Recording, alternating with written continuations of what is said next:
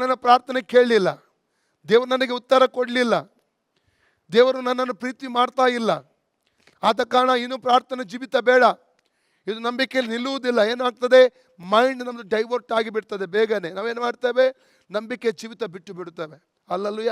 ಆದ ಕಾರಣ ದೇವರ ವಾಕ್ಯದ ಹೊರತು ಬಿಡದೆ, ಹಿಜ್ಕೀಯನ 7ನೇ ಗುಣ, ದೇವರನ್ನು ಬಿಡದೆ ಆತನು ಹಿಂಬಾಲಿಸಿದನು.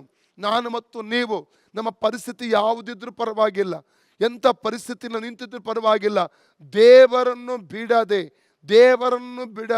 ನಾವು ಹಿಂಬಾಲಿಸಬೇಕು.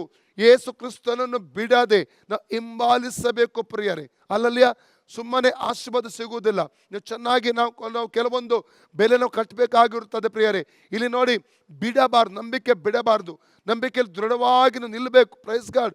ಬಿಡದೆ, ನಂಬಿಕೆಯನ್ನು ಬಿಡದೆ, ವಿಶ್ವಾಸವನ್ನು ಬಿಡದೆ, ಭರವಸೆಯನ್ನು ಬಿಡದೆ, ಅಲ್ಲಲ್ಲಿಯ ದೇವರ ಮಾರ್ಗದ ನಡೆಯುವುದನ್ನು ಬಿಡದೆ ಏನು ಮಾಡಬೇಕು, ನಾವು ಆತನನ್ನು ಹಿಂಬಾಲಿಸುವವರಾಗಿರಬೇಕು.